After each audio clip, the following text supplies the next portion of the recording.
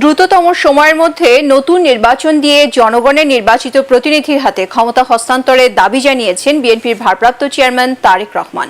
বিকেলে নয়াপল্টনে বিএনপি আয়োজিত বিশাল সমাবেশে তিনি বলেন, গণ অভ্যুত্থানের মাধ্যমে স্বৈরশাসক শেখ হাসিনার পতনের নায়ক ছাত্র জনতার অর্জনকে নস্যাৎ করতে সারা দেশে অরাজকতার সৃষ্টি করা হচ্ছে। মানুষের জানমালের নিরাপত্তা নিশ্চিতে অরাজকতাকারীদের শক্ত হাতে দমনে আইন শৃঙ্খলা রক্ষাকারী বাহিনীর প্রতি আহ্বান জানান তারেক রহমান। মনিরুল হাসান জানাচ্ছেন বিস্তারিত।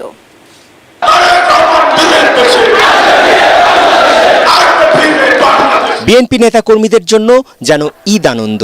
দীর্ঘ ১.৫ দশক ধরে মামলা, গ্রেফতার সহ দমন পীড়নে পিষ্ট বিএনপি নেতাকর্মীরা নয়াপল্টনে হাজির হন স্বস্তি আর মুক্তির আনন্দ নিয়ে। পাখির চোখে নয়াপল্টনের সমাবেশের ব্যাপ্তি ধরা দেয় একদিকে কাকরাইল, অন্যদিকে ফকিরের পুল পর্যন্ত। মূল সড়কে ঠাঁই না পেয়ে আশপাশের অলিগলিতে ছড়িয়ে পড়ে জনতার স্রোত।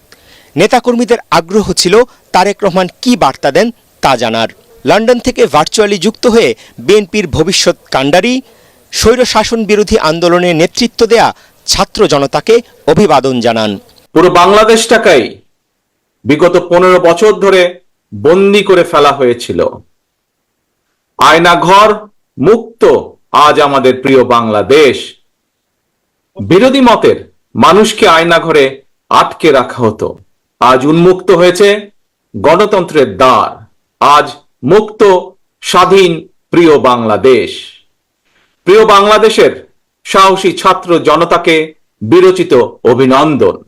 বাংলাদেশের পক্ষের শক্তি ঐক্যবদ্ধ থাকলে কোনো অপশক্তি বাংলাদেশকে দমিয়ে রাখতে পারবে না ইনশাআল্লাহ।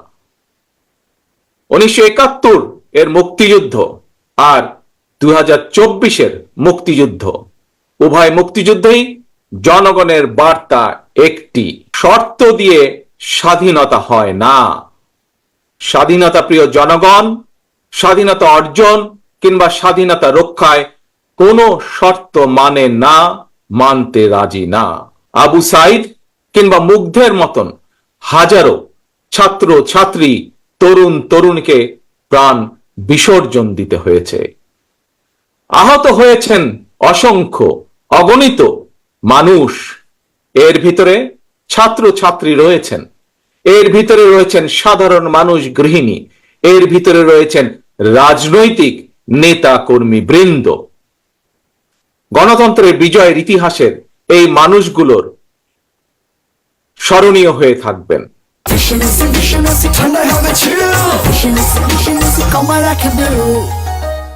ছাত্র জনতার ঐতিহাসিক বিজয়কে নস্যাৎ করতে চক্রান্ত হচ্ছে অভিযোগ করে তিনি বলেন, দেশব্যাপী নাশকতা, সন্ত্রাসী কর্মকাণ্ড তারই প্রমাণ।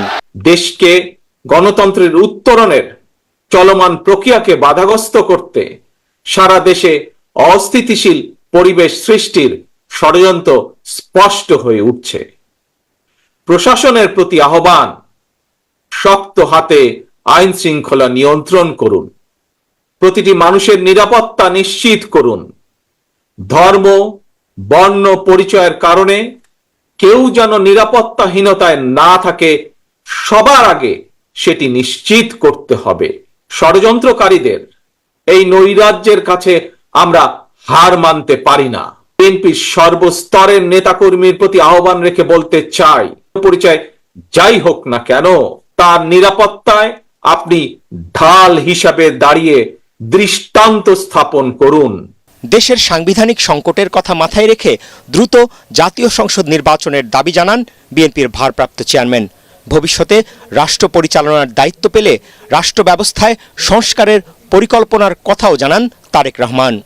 গত ১৫-১৬ বছর ধরে জনগণের উপরে স্বৈরা শাসন চাপিয়ে দিয়েছিল। স্বৈরাচার গণহত্যাকারী হাসিনার পতনের মধ্যে দিয়ে হাজারো শহীদের রক্ত রঞ্জিত বিপ্লবের প্রথম ধাপ সফল হয়েছে মাত্র। ছাত্র জনতার এই রক্ত ঝরা বিপ্লবের চূড়ান্ত লক্ষ্য একটি বৈষম্যহীন গণতান্ত্রিক বাংলাদেশ। তাই বিপ্লবের লক্ষ্য বাস্তবায়নে দ্রুততম সময়ের মধ্যে জাতীয় নির্বাচন অনুষ্ঠান করতে হবে। দ্রুততম সময়ের মধ্যে জনগণের ভোটে নির্বাচিত প্রতিনিধিদের কাছে ক্ষমতা হস্তান্তর করতে হবে। মহাসচিব সহ স্থায়ী কমিটির নেতারা সেনাবাহিনীকে ধন্যবাদ জানিয়ে বলেন, দেশপ্রেমিক সশস্ত্র বাহিনী দেশের কঠিন সময়ে জনগণের পাশে দাঁড়িয়ে ঐতিহাসিক দায়িত্ব পালন করছে। গত দুদিনে কারামুক্ত কেন্দ্রীয় নেতারাও সমাবেশে হাজির হন। আওয়ামী লীগ সরকারের পতনের নেতৃত্ব দেয়া ছাত্র জনতা শুধুমাত্র ক্ষমতার পরিবর্তন নয়, সুশাসন নিশ্চিত করার জন্য রাষ্ট্র সংস্কারের যে দাবি তুলেছেন, বিএনপি নেতারা বলছেন সেই দাবিকে তারা পূর্ণভাবে সমর্থন করেন। তবে তারা এও স্মরণ করিয়ে দিচ্ছেন, এটি তখনই সম্ভব যখন জনগণের ভোটে নির্বাচিত একটি সরকার রাষ্ট্র পরিচালনার দায়িত্ব পাবে। সেই কারণে আজকের এই সমাবেশ থেকে বিএনপি নেতারা আবারও অতি দ্রুত নতুন জাতীয় সংসদ নির্বাচনের দাবি তুলে ধরলেন। মইনুল হাসান, এটিএন বাংলা, ঢাকা।